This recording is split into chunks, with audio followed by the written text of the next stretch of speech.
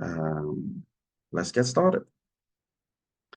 Um, I wanna let me share the screen. All right, sharing screen. All right, so I want to believe everyone can see my screen.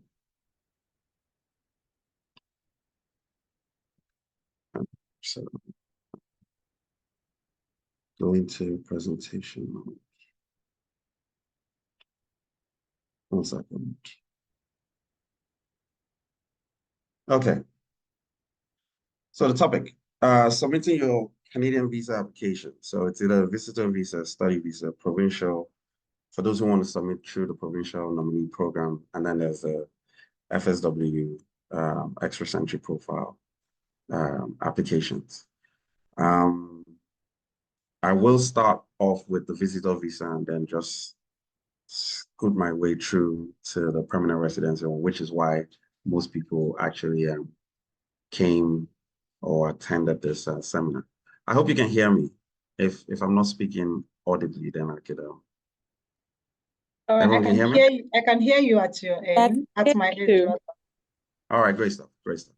Okay, so there are different pathways for which people would want to relocate to Canada, one of which is the visitor's visa pathway. Some people tend to just want to visit and then go back. Most of the visas are most of the people who get the visitor visa get it to the expiry of their passport. So if you have, for instance, a 10-year visa on a 10-year expiry on your passport, you will most definitely get a visa that will last to the expiry of your passport. This is for Canada. Now, you would only be expected to spend about 6 months in Canada on a one entry. All right, you want to mute that person? So you would only be expected to stay or spend about 6 months on a one-time entry into Canada. Some people would most likely go back before the 6-month period elapses. Others ask for an extension, and then others pretty much try to go into one of the neighboring countries if they have the visa to get into those countries, spend a couple of days, and then come back. And then that is the second entry, which is a multiple entry into Canada. Some people apply for the visas, either a visitor visa, either because they want to get the visa for business.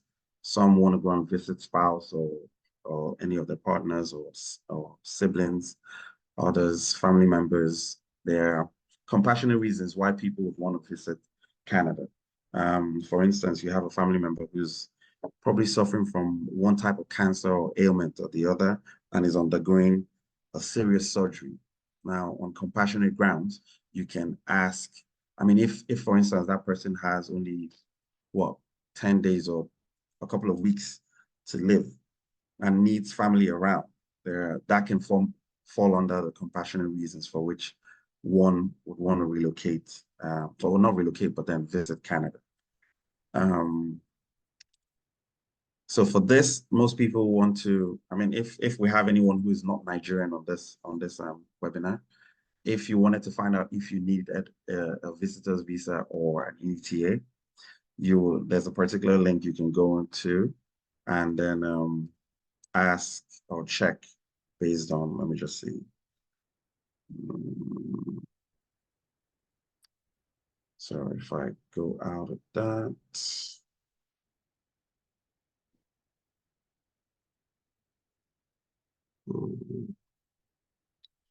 all right, so I'll go into,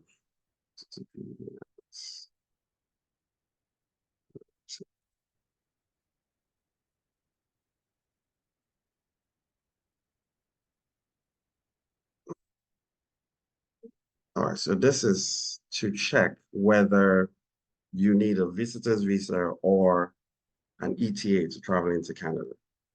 If my internet doesn't fail me. Okay, so we want to assume that we have a passport, right? And then we want to type the country. So for Nigeria, um, and I guess everyone knows that Nigerians need a visitor's visa. So if you weren't born in America or you don't have any green card, and you just say next, and then you want to visit family, all right? Do you plan to visit children who are, you know, so it tells you whether you need a visitor's visa, and for the visits of up to 6 months, for purposes, it tells you the cost as well. So if anyone out there ever told you it's going to cost you X amount of money to apply for a visitor's visa, you can always come to this website to find out the exact cost and apply for yourself. Most people want to go through an agent because they don't want to make mistakes, but it's good that you know some of these things yourself so that you don't get um, misled, so to speak, or you don't spend so much money on something that could cost you as little as $100. All right. Uh, okay, so I'll go back to my presentation.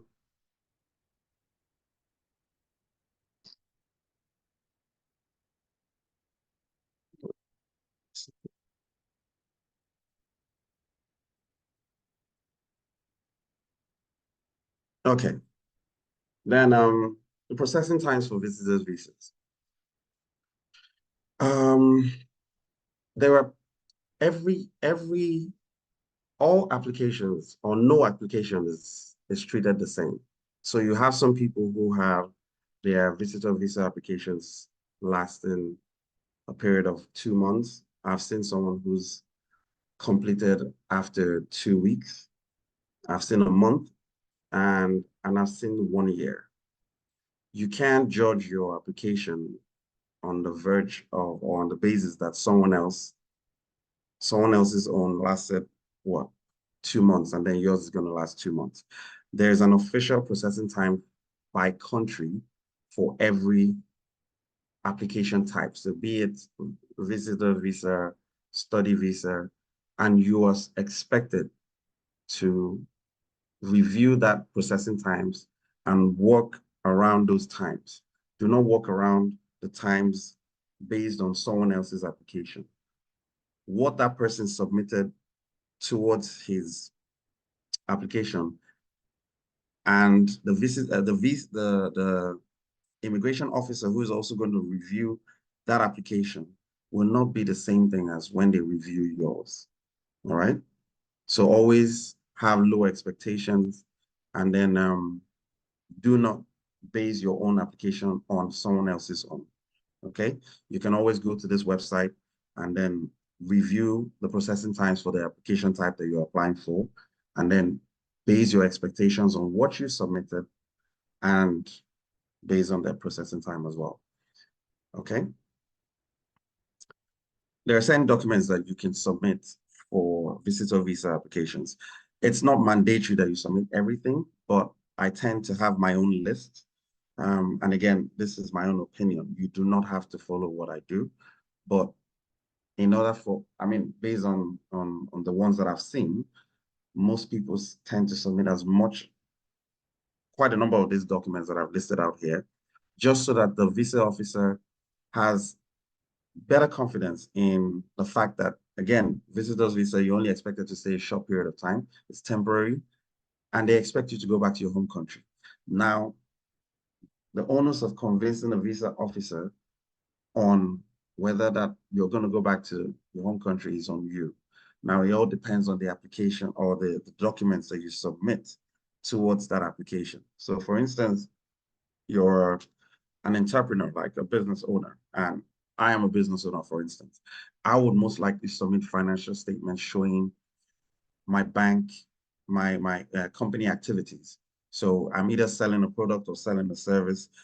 And on each transaction line for those services that I render to people, I have well-written descriptions for the payments that have either come in or gone out. It shows that there is something that I'm working on in Nigeria, for instance, and I would always want to come back to that rather than run away to another country. to seek refuge. Again, as a business owner, I'm submitting my CAC documents.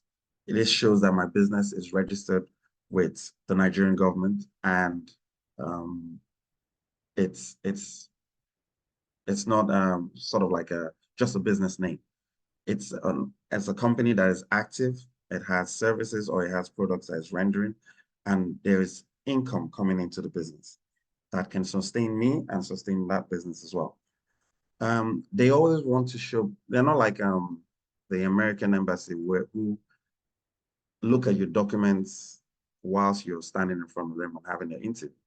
With Canada, they want to believe that the documents that you're submitting are legit, and then it shows a true representation of who you are. Now, if you say you run a business, your business in 2024 is expected to be online. So they want a situation where there's visibility on that particular business. So if you have a website that's functional, it doesn't have to be a website. It shouldn't, not doesn't, but it shouldn't be a website you just created for the sole purpose of convincing the visa officer that you have a running business.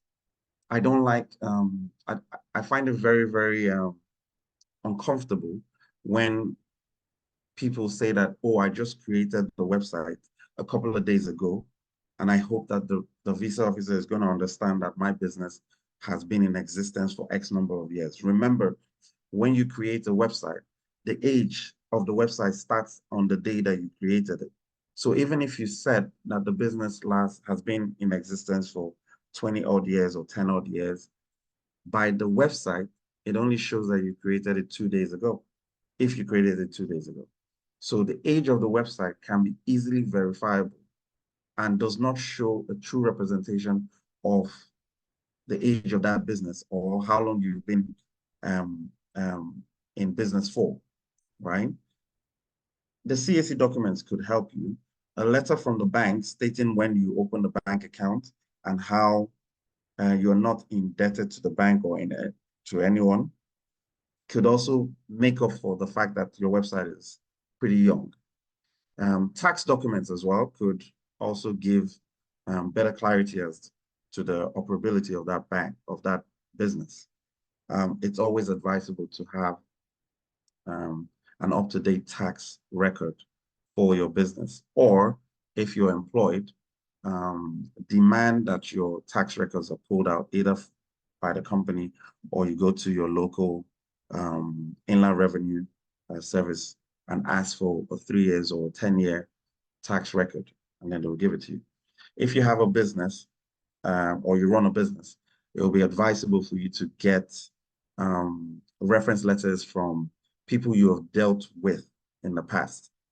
And those reference letters should be tailored to services that you as a person have rendered to them or the business has rendered to them. Invoices, sale documents or purchase documents, all that, those documents should also be tendered towards your visitor visa applications. A letter of invitation is not compulsory. If you don't have anyone that you're going to visit and you're just only going to pass time, you can always write a letter of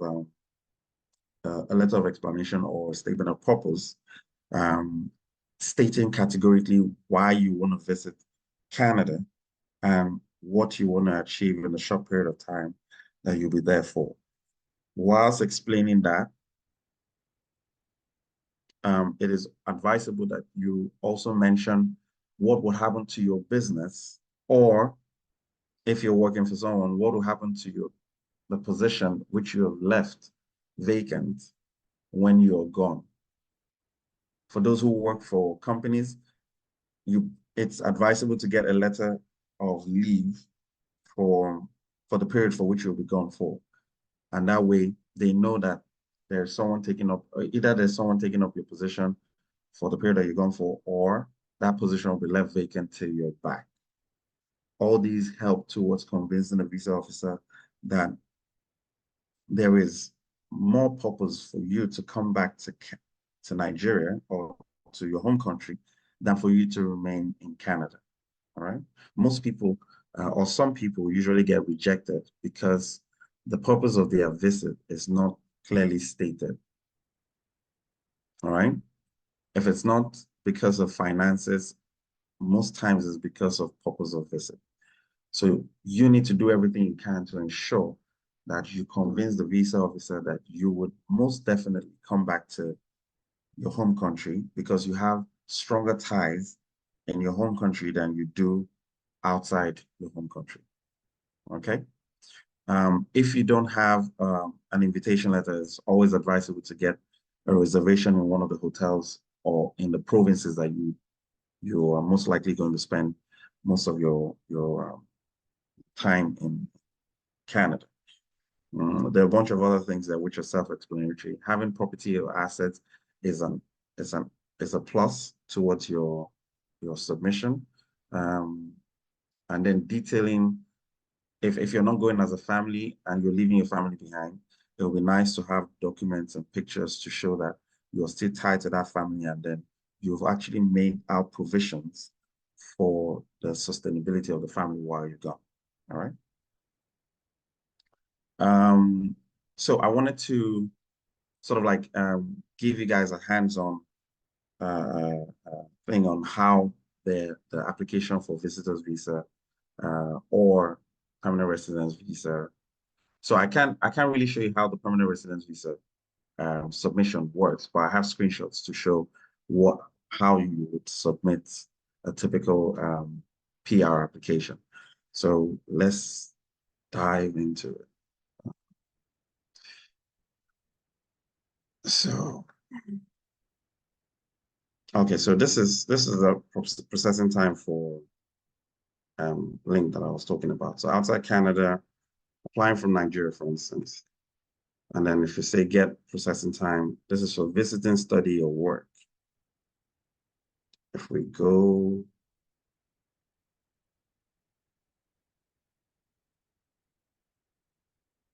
all right, so my internet is not so great. I don't know why.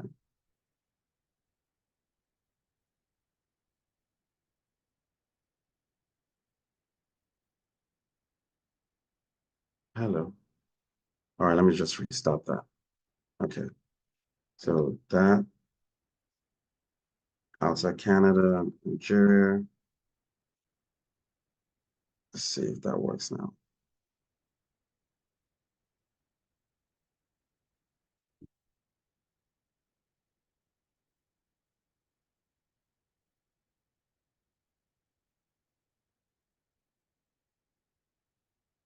Okay, so that's still taking time. All right, so whilst that is booting, let me see if I can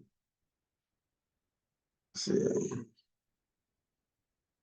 Okay, so that has to be some. Oh, there's something wrong with this link.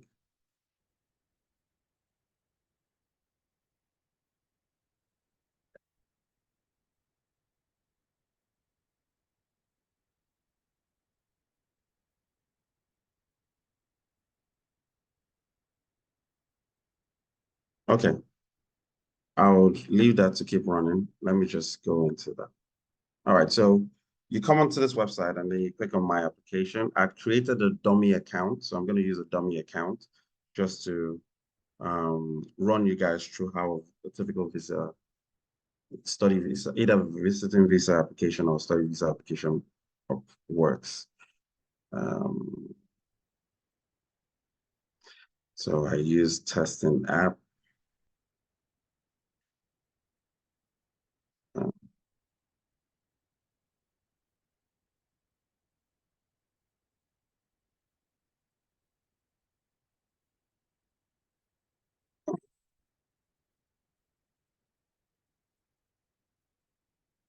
okay.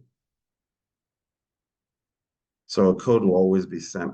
In our last presentation, I let everyone know how to create an account on the IRCC website. So I skipped all of that and then delved into setting up one already or applying for a visitor's visa. Okay, so once you get to this page, let me just delete this one first. Okay, so you come down to apply to come to Canada.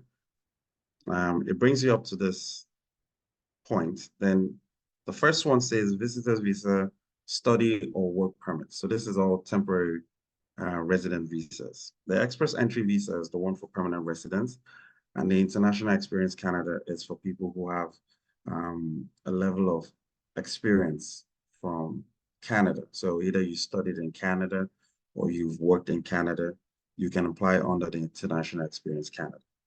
So I want to start with the visitor visa first. So it brings you to this page where it's asking you a bunch of questions. So I want to do the visitor one. So how long do you plan to stay in Canada?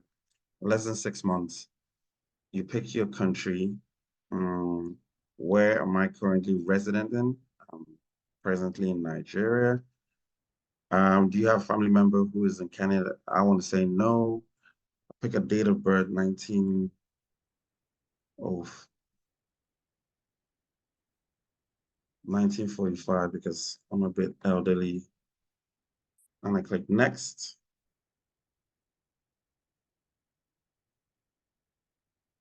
Have you lived in Canada as a permanent resident or landed? I want to say no. That's a no for those who are visiting. Are you a lawful permanent resident of Canada? No. Go next. What's your marital status? So for the sake of simplicity, I want to say I'm not married. So never married. What is your province of destination? So I want to pick, most people want to go to Ontario. Some people want to go to Alberta, but it all depends. I mean, there are POEs everywhere. So PO is a point of entry. Now, it says that I'm eligible to apply for the visitor visa to travel to Canada. A visitor visa costs 100 CAD, and it permits travel to Canada by air, car, bus, train, or a boat, and is valid for up to 10 years. Now, if you have a passport that says the expiry of your passport is 3 years, you will not get a 10-year visa, you'll get a 3-year visa. Now, if you had a 10-year valid passport, then you will get the full 10 years visa, okay? So I say continue.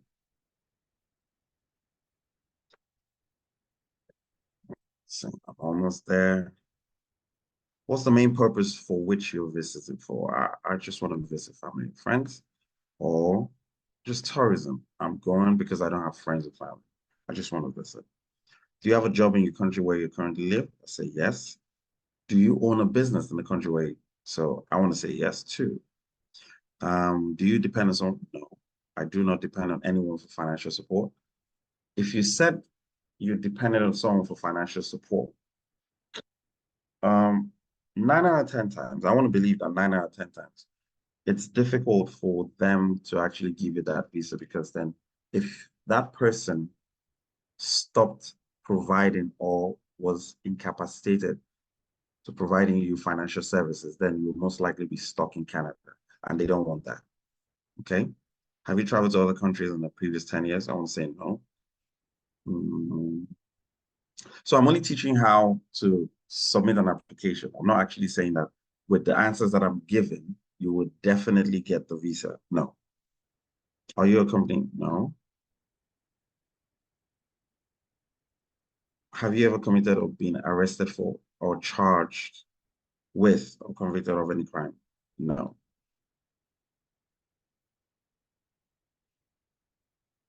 For those who have had a medical exam, you say yes to that.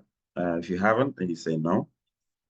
Do you want to submit an application for another family member? I want to say no. But then if you said yes to this, it means that you're going with someone else. All right. You can always modify your answers if you think your answers are incorrect. Okay. Are you giving someone access? No, I'm saying no. But if you had a licensed immigration consultant, you'll be selecting, yes, I'll be appointing a representative to apply on my behalf. The granting authorization for IRCC to release your application information to another person, there is a particular form you will need to fill, granting someone else the ability to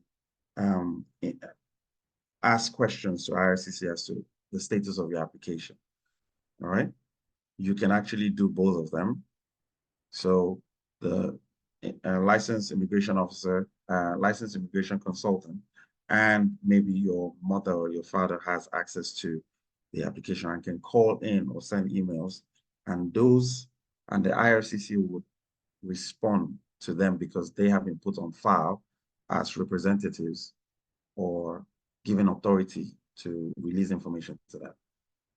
If you've never done biometrics before, just say no. And it's biometrics for Canada, not biometrics for any country.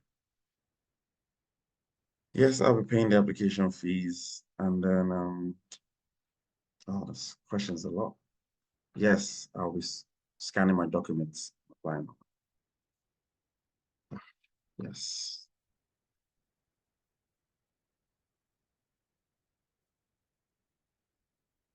All right, so this is just for us to review the answers. If I wanted to make edits to a particular question, I can always click any of these pens right here.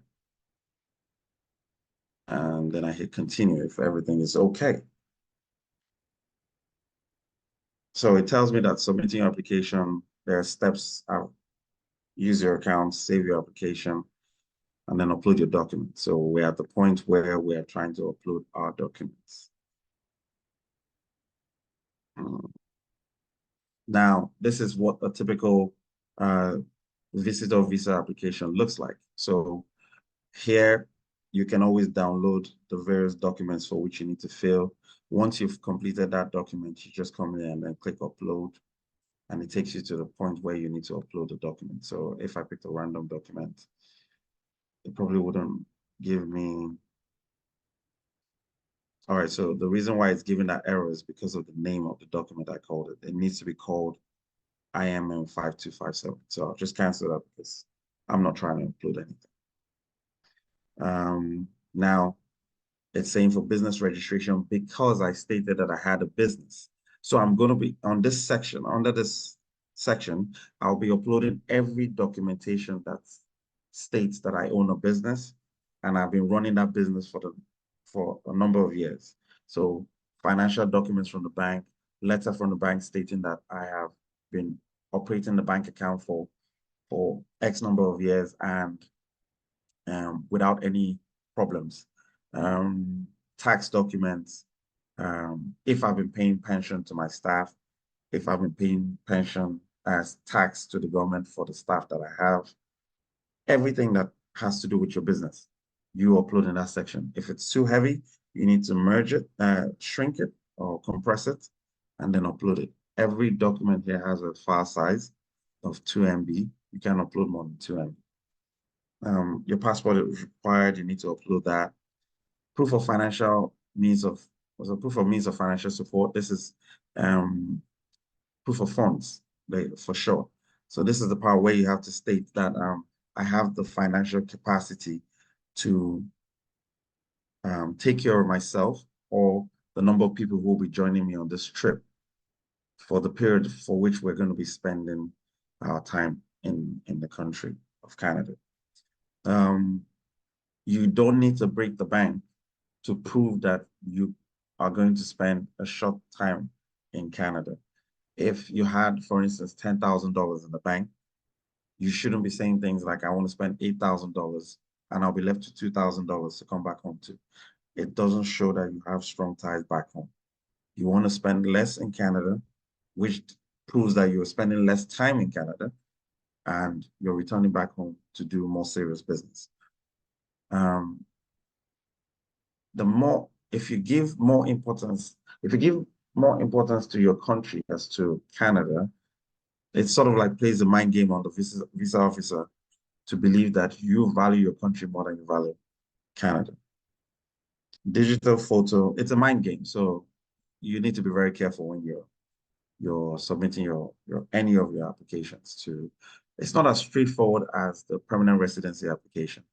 With this one, there's a lot of strategy involved in ensuring that you're trying to convince the visa officer that you will return back home, as opposed to a permanent residence application where you're not trying to convince him you're returning back home. You're coming permanently to stay in Canada. Within 3 years, you will get your citizenship. So it's not a case of me trying to convince the visa officer I'm coming back.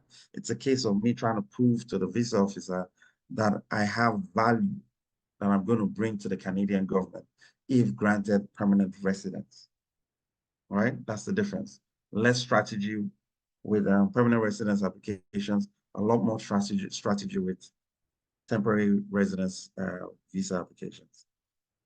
Okay.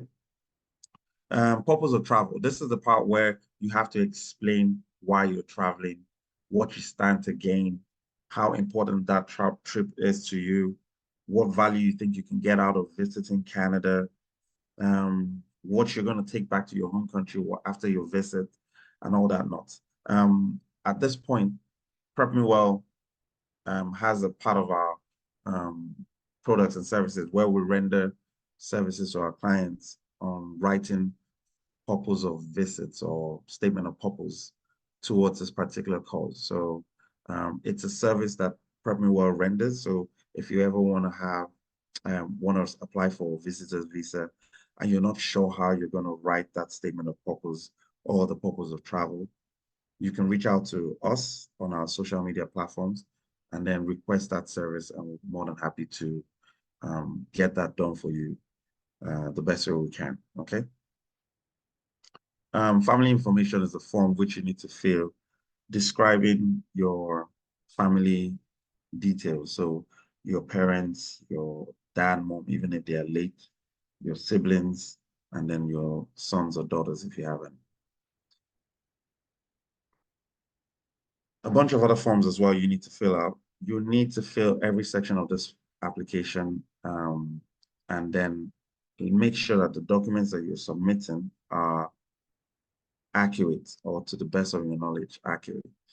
The client information is submitting documents which you have not mentioned in any of these sections. That's the part where you merge them together. So things like family photos, a breakdown of how much you spend on a monthly basis, things that maybe property valuation will always go to purpose of travel, to proof of means of financial support. So just about anything that you want to put that you have not put on any of those sections. That is how you submit. And then, of course, once you've uploaded all the documents, you need to now come to, so there'll be a section here that says proceed to payments. Then you can now make the payment of $185. So the $85 covers the biometric fee, and then the $100 is the application fee for a visitor visa. Okay. It's similar to the study visa, but in the study visa case, you would have things like the acceptance letter from the school, your letter of attestation, which they only recently announced in January. So that's now a portion of the application which you need to fill out. Of course, proof of study, proof of financial means to support yourself on the study, purpose of statement of purpose, which you need to write, convincing the visa officer that once you're done with your study, then you're going to go return back to your home country. That's pretty much it. So I'll move back to so I've done all of this. With regards to provincial nomination, it's similar to the documents that you submit to the province. Is 9 out of 10 times the same documents you submit to IRCC for your permanent residence application. The only difference between the people who apply directly to IRCC using the express entry and those who go through the provincial nominee program is the nomination letter which you get from the provinces.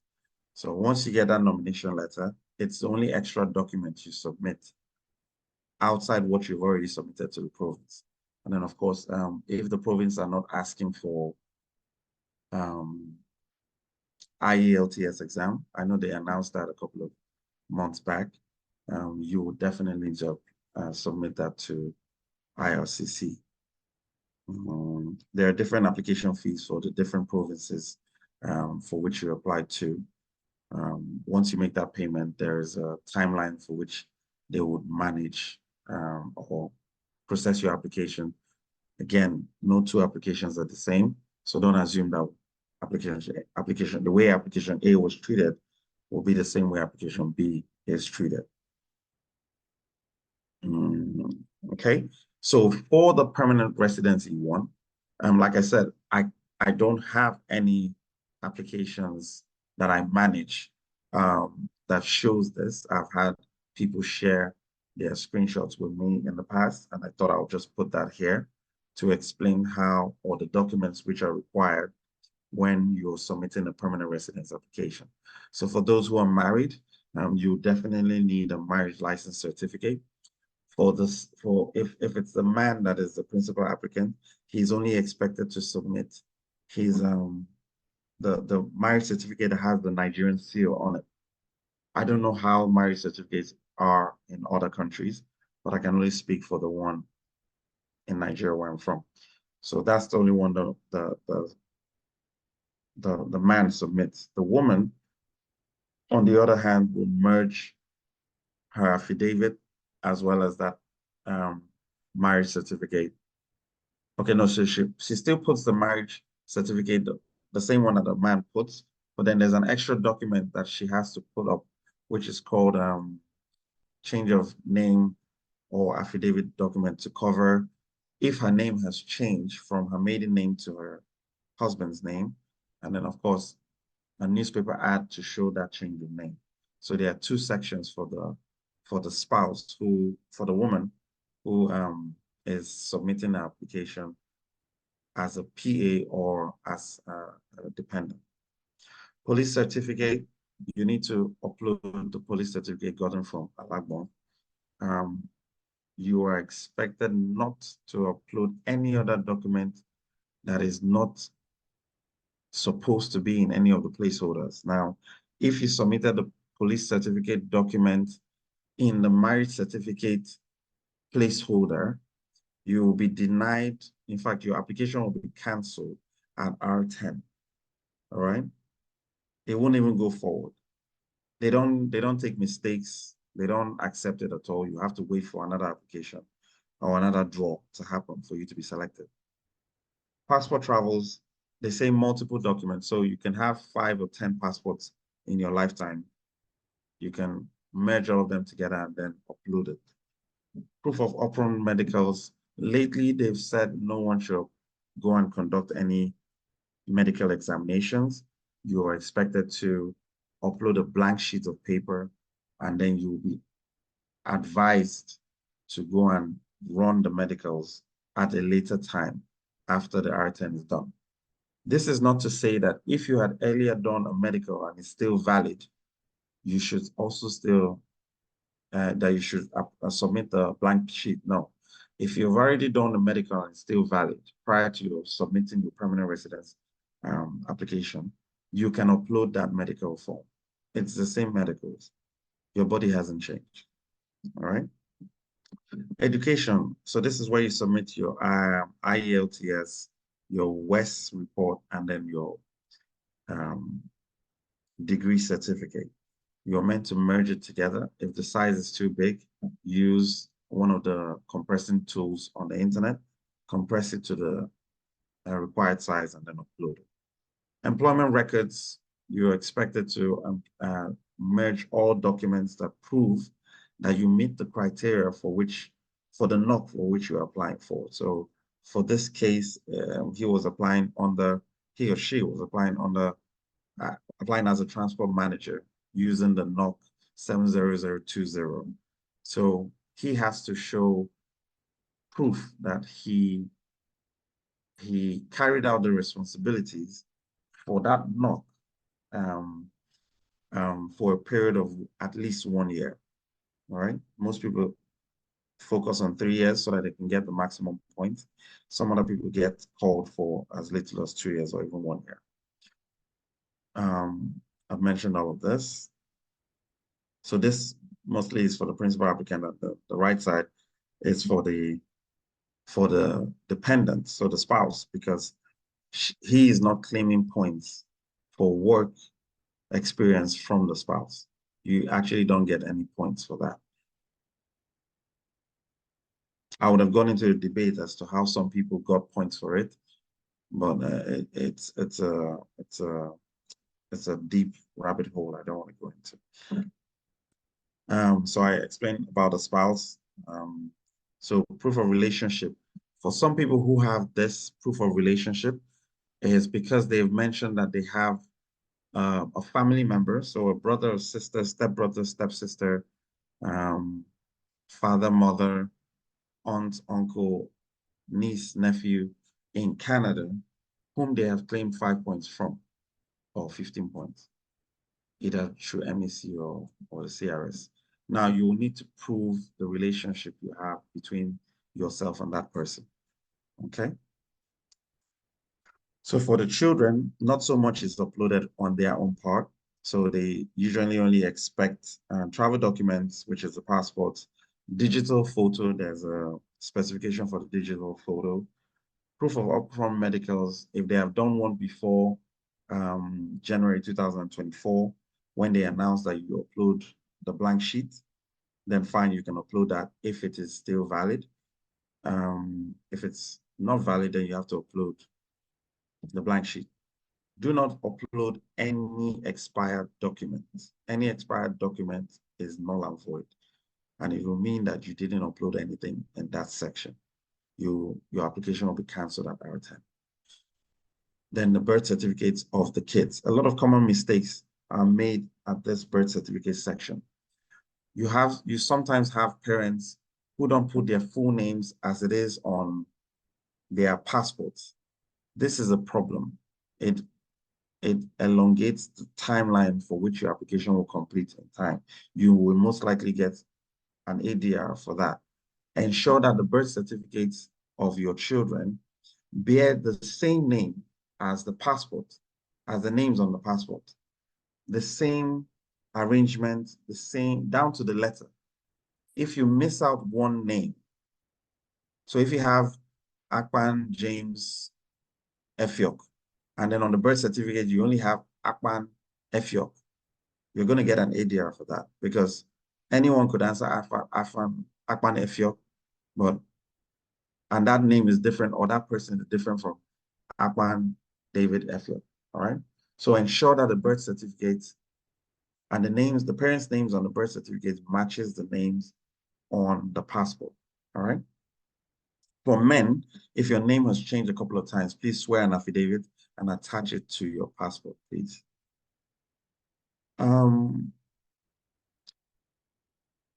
The old application fees had the permanent resident application fee at $850. This is the application fee for family of 3.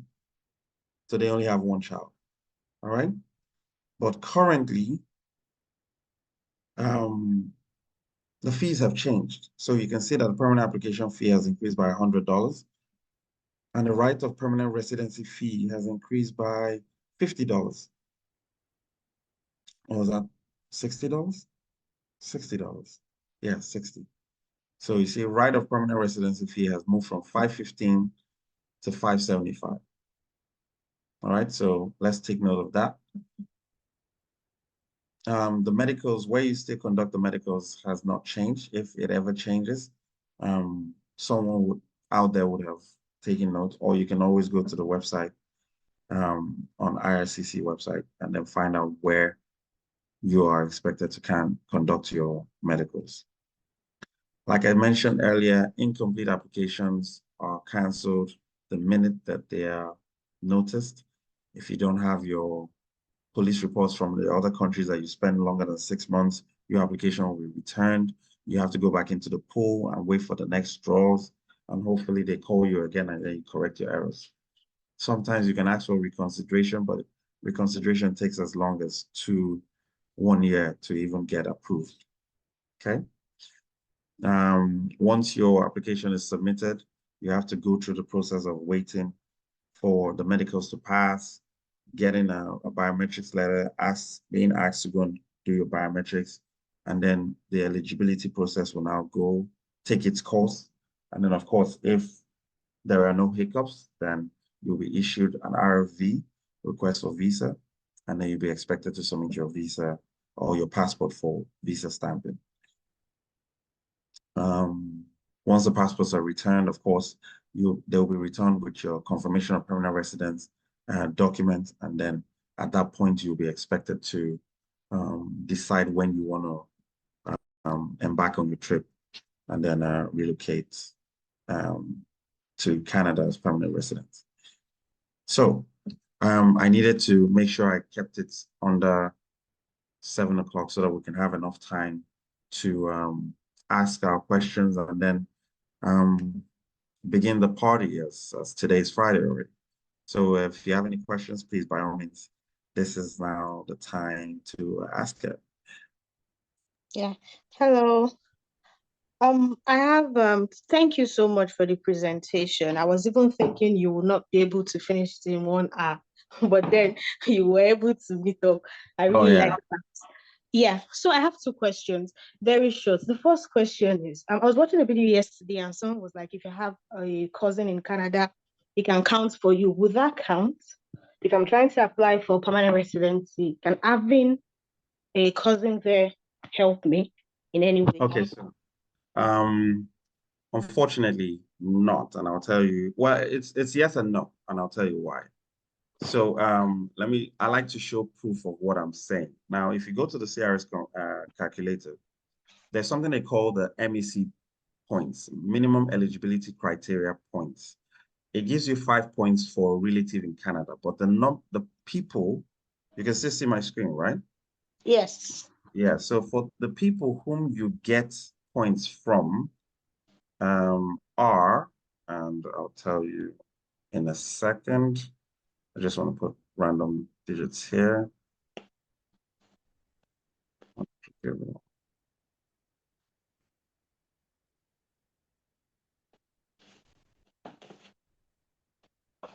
All right, so there you go. These are the people you can only claim points from. A brother or sister related to you by blood, adoption, marriage, stepbrother, stepsister. You get 15 points from them. You can also get 5 points from an aunt or an uncle. That's on the MEC side. Now, if you're talking about a cousin would help you on the provincial nomination part. So if you're applying to a province like Saskatchewan, or if you're applying to a province like Manitoba, then a cousin, a first cousin, not a second cousin, not an uncle, a first cousin would go a long way towards assisting you get the required points for you to apply for that particular province. How about Ontario for the cousin? How about Ontario? Ontario, because you just mentioned 2 provinces. Yeah, so I mentioned the provinces that allow cousins. Ontario doesn't. All right, thank you. Yeah, you said something about the police report. So if I've been, like now I'm currently in the UK, if I'm going to process my application, it means I'm going to submit police reports from UK and Nigeria because I've spent more than 6 months in UK. Exactly. All right, thank you. Great. That's Hello. all. Yeah, thank you so much for the class today. It was amazing. Great stuff. Please, my question is about like right now. I'm trying to put in for express entry. I've taken the health test, so I'm trying to find where I fit in because I've never had to work for anybody. I've been working for myself. Though I have my business registered in Nigeria, and I'm presently in the UK. I just finished my master's in January, so I'm trying to look digital business management. Digital business. Okay. What was your BSc in? Accounting. So if you've been working, you've worked for yourself all your life, right? Yes, yes. But not all your life. More like most likely all my life I've worked on myself. Okay.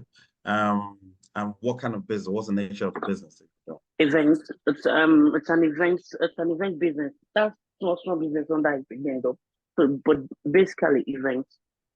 Okay. So there's something I'll steer you in the right direction. All right. And then if you still need help, I'll need you to reach out to us and then we'll delve into your own particular case, because your case is going to take as little, no less than 30 minutes to talk about. Okay. But then there are certain things I need you to look out for right now that would give you an idea as to whether relocating to Canada will be as easy as others are finding it. Currently, there are 6 categories for which most of the draws are happening, right? There's the health category, there's the general category, which is where you fall in general. Most businesses fall under that. Most job roles fall under that. There's the transport category, there's the agricultural category, there's the STEM, and then there's the trade, 6 of them, and then there's French. Now, those categories you need to consider. But while you consider those categories, you need to also consider the CRS points for which those categories were drawn. Now, I mentioned that you fall under the general category because of the nature of your business. Now, the homework I'm giving to you is for you to go to the website and find out what the CRS scores have been for the general category, and then come to this website here, IRCC Canada, and then just Google CRS calculator, right? And then click on the first link, and then calculate your score based on you having the highest points in IELTS. You have a master's, you have 3 years work experience. Whatever your score is, that will give you an idea as to whether you will be drawn from the pool based on the category that you fall under. Do you understand? Go about it that way first before you start talking about, okay, what will my knock be? All right. Yeah, actually, I've done that. I've done You've that. done that. I've done So that. what's your Yes, I've score? done that. What's your score? I should fall around 3 8 something. All right, so you're on 380. So 2 things. It's either your IELTS is below CLB 9 or Yeah, you're my above. height is on 6. It's below. It's 6. So you need to do something about your IELTS. How old are you? Yeah, 29. 29. Yes. That's a prime age. I would advise you reach out to one of the admins on Prep Me Well on their social media and improve your Okay. IELTS score. By the time you improve your IELTS score, with a master's, you'll be around 471. So you don't take your age for granted, please. Okay. Go back and then pass the IELTS, then your chances are improved drastically. All right? All right. Thank you so much. Awesome. Any other questions? There We are have questions in the some chat. No, there's questions a in the chat. question. Okay, someone wants to ask. Oh, okay. There's Please, you also, can go ahead. first of all, thank you very much for the amazing seminar. It was very insightful. So the question is, if, for instance, your partner is already in the pool, she has about 440 based off on the CRS score. What are the chances that what can the other partner do to boost that score? Okay, so there are a bunch of things. The other partner can evaluate his or her degree, highest degree, obviously. That's one. Two, the other partner can, depending on whether the school is swift enough to evaluate it within a short period. There are some schools that take almost a year before they complete the evaluation. I wouldn't want you to delve into that rabbit hole. You mean like the West? Are you talking about West? Yes, like the West, yes. Evaluate your degree. Okay. Or they can quickly write the IELTS and then get a CLB 8, 9, or 10, right? That is one way to increase your CRS score. The other unconventional, I don't know whether I should say this or not, but then the other unconventional way of increasing your CRS score is if the spouse goes unaccompanied, the score will go up. The minute you add a spouse, the score drops. The only way to get it back up is for the spouse to add credentials and then write the IELTS or write French. All right? Right, French. French is a lovely language. Canada is bilingual. So Prep Me Well has started teaching French. You can always register and then pick up the language. You never know. You could your assimilation power is high enough for you to write the test and then pass it. Or whilst you wait in the pool, the principal applicant could also begin studying for French and then hopefully write the exam and ace it. And then French givers, if you have a CLB 7 in French, you would most likely get as high as 60 to 70 points added to your CRS. So if she's on 440 and she writes French and passes it, she'll be on 500 and something, give or take. What I'm getting now is evaluation of WES, the certificates, and then of course And IELTS, then higher, yes, some extra bonus points to whatever she has. exactly. Thank you very much, sir. Great stuff. Okay, so let me just read. I'd like to know if I can, one with a Canadian visa gain access to the US. Unfortunately not. You need to apply for the US visa. Even as a permanent resident, you need to apply for the US visa for you to be able to gain access to the US. If you just want to see the US and you don't want to enter, I'll ask you to go to Niagara in Ontario, and there's a border that is shared between the US and Niagara. So if you want to just touch it with your hands, you can touch it and then go back into Canada. But you need a visa to get into the US. Qualified trained professionals are available for MSc and PhD thesis. All right, so this is an advert. Okay. Can I remain in Canada for more than 1 year if I'm given a 10-year? Unfortunately not. So at every point in time for a visit visa, the maximum you can stay in that country, and I think in most countries is 6 months. So after 6 months, you have multiple entry into Canada within the 10-year period. But then the maximum time frame for you to spend in Canada, one time, is 6 months. After 6 months, you need to leave. Okay? So you can leave to a neighboring country if you have the visa to enter that country, spend 2 days and then come back into Canada and then continue on a 6-month cycle. I think I answered the cousin thing. I said that. Please, if my work experience is working as the general secretary to my husband's company, will I be eligible or considered in the express entry? Okay, so this particular question is a very good one. But what I would like to ask you is, I think the person is still here. Are you, what's that thing called again? Are you on the CAC documents? Are you a shareholder on the CAC, on the business? If you are, you cannot have your husband write you a reference letter. No, because you are part owner of the business. So the person to write you a reference letter is a client.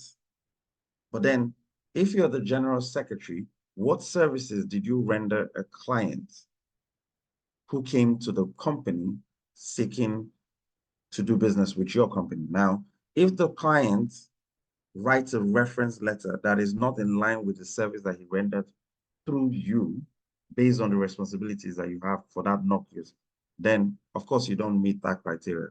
So you need to be wary of the role that you occupy in your husband's business, where you're not a shareholder, and how that business affects. So they want to see that you have carried out the responsibilities of the NOC which you're applying for. But sadly, you can't say that you are working for yourself and you reference yourself. You can't reference yourself. So the only way to get out of that quagmire is to remove yourself from the business as a shareholder. Then your husband can write you a reference letter. But if you don't want to get out of that, then it has to be a third party, so a customer who will write the reference letter. But you need to be very careful, because if there's no direct relationship between a secretary and the outside customer, I don't see how the responsibilities that you carry out is felt by your customers. So be wary of the position that you pick. All right, peace. My spouse is on a student visa in Canada and we want to visit him. He's doing the visitor visa application for our daughter and I. Do I have to write a statement of purpose of? Yes, you do. Remember, you have to, I mean, you don't have to, but you remember you have to convince the visa officer that for the purpose for which you are visiting, again, you're going to be applying for open work permit and then your daughter is getting a visitor visa. Now, I have seen applications where a woman is in Canada studying, and the husband and kids are trying to get in, and they were denied 4 times because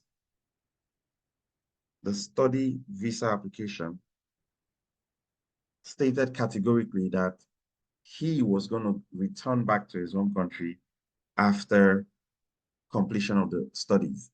Now, why are your family members coming to join you? So if you're unable to convince the visa officer that you're only going to be there for the period, so it's sort of like a reunification between family members, and you're only going to be there for the period for which your husband is a student for, and after which you all are going to return back. There is no other section of the application that allows you to explain that, except when you write a statement of purpose. Prep can help you write that, okay? I don't know if you saw my question. I'd like to know if someone can hear me in Canada. Okay, yes, I did respond to that. What if I get a job within the 6 months? Oh, of course. If you do get a job within the 6 months, you would most likely be getting what they call a closed work permit. So the company that you've gotten a job for needs to file for you to get a closed work permit, and then you can convert from a visitor's visa to a work permit holder. And that visa is valid for 2 years. So within 2 years, you are expected to renew that visa again. Which route is better to take, the general pool or PMP? It really depends. Some people, it really depends on whether you meet the criteria for the general or the PMP. Or I guess they say anywhere belly face, right? My target province is Alberta. What do I need to do to apply for the PMP? So you need to get into the pool and make sure you select, there's a section where it says, what province are you applying to? So some people select only Ontario, some people select only Alberta, some people select all. So make sure you select Alberta. I have this notion that Alberta selects more people who have siblings in Alberta. So, I mean, I could be wrong, but look into that. You can reach out to us and then we'll look into that for you or help you in that line. But yes, please, you need to get into the pool for you to be selected. So you could be selected under the provincial nominee program or the federal pool as well in FSW. Thank you for your time. Please, for myself and 2 kids visiting Canada, how much in CAD is a good balance, good bank balance? How long are you staying? So there are basic questions you need to ask. So there's me, there's my 2 kids. How long are we spending in Canada? How much is our flight ticket? How much is our stay in Canada? The Airbnb, or are we staying with friends? If we have to go out, how much are we going to spend? If you ask me if you're staying for 2 weeks or you're staying for a month, then you should 6 days. Okay, 6 days, you shouldn't be having more than 4,000 to 5,000 for your spend. But then for your bank balance, it'll be wise if you have between 10 to 20,000. It'll be wise. So the amount of money you'll be spending from the total shouldn't be more than 30% of the total money that you have. So I'm spending 30% of the total value of money in my bank account. If you start spending half of it, there's a likelihood that you might be denied. How can we get the recorded? Oh yeah, so we're definitely going to send you out. Once this meeting is done, within a couple of days, we'll put it on our social media so you can come. If you're not following us on social media, please, I advise you should follow us on social media and you will get a number of free information regarding relocating to Canada, writing the IELTS and passing it. There are tips and games. There's a game section on our website. where you can actually practice synonyms, antonyms, complete the sentence. It's free. So even if you're already in Canada or you're in the UK, if you want to play around with words, you can go on our website and then play around with words and see how well you perform compared to other people who have taken played the game as well. For express entry, how long should my POF stay in my account? So there's a savings account and there's the checking account. Okay, so there's a savings account and there's the current account. If you put your money in the savings account, you will be expected. Again, people make this mistake a lot. I've had a couple of people reach out to me and say, I got rejected because of POF. Now, if you leave your money in the savings account and you applied for permanent residence, that money should have been in the account for 6 months untouched. It's on their website. I don't know why people make that mistake. If you're going to use your savings account, the money should have been in your account, savings account, untouched. It should not dip by ₦1 for 6 months prior to you submitting the application. If it dips by a kobo, they'll reject your application straight. The safe bet is to fix the money. So do a fixed deposit or do treasury bills for a period of 3 months, 6 months, 1 year. Advisable, 6 months. You can do 3 months, but advisable, we recommend 6 months. So do a fixed deposit if you have a bank balance that doesn't show the exact POF for a period of 6 months in your savings account. I repeat, do not do a savings account if you don't have the POF sitting in your account for 6 months. Do not do savings accounts if you don't have the money sitting in your bank balance 6 months prior to you submitting the application. I beg you. All right. It's on their website. It's not even if it's a lump sum, they don't care. If it's a savings account, if you get a lump sum and it's a gift deed, fix the money. Don't leave it in your account, even if it's a gift deed.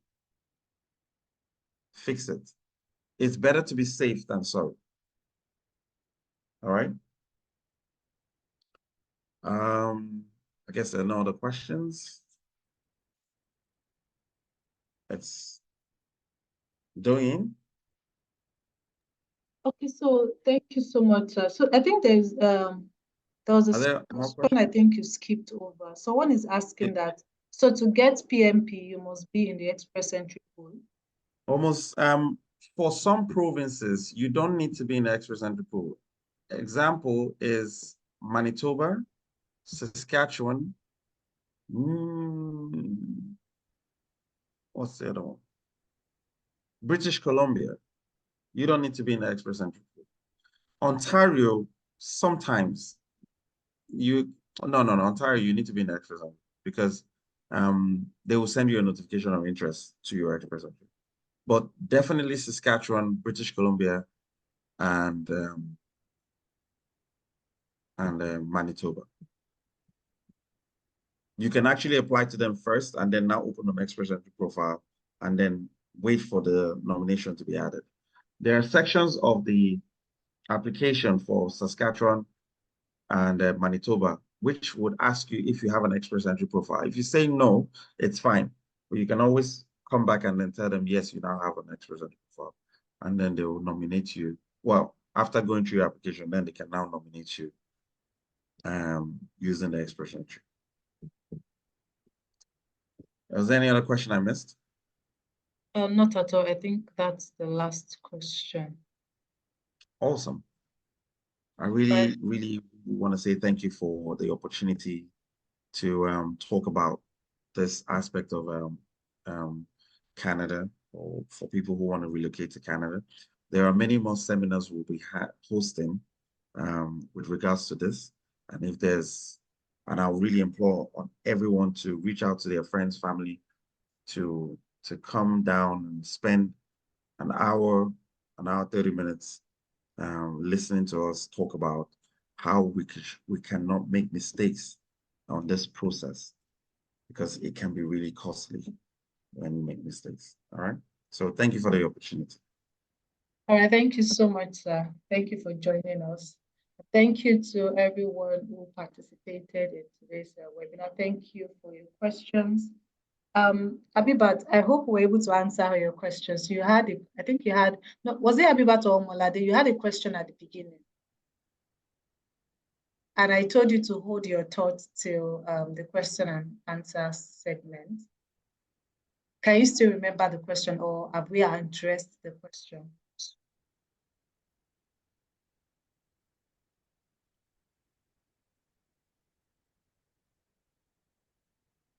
Okay. I'm trying to see if Omolade is still on the call. I think she's no longer on the call. Yes. I think they can reach out to us whenever. I mean, they have our social media handle. So please, everyone should please go to our social media handle and follow us on YouTube, Instagram, X, formerly Twitter, and what's the other? Facebook. Facebook, yes. We've also got our Prepping Well Learning Institute for those who have children or who want to pick up a second language, either in Hausa, Yoruba, Igbo, French. Hopefully, we're going to get Mandarin and a couple of other languages for people to learn. And it's open to kids, teens, and adults as well. So please follow us on all of our channels. And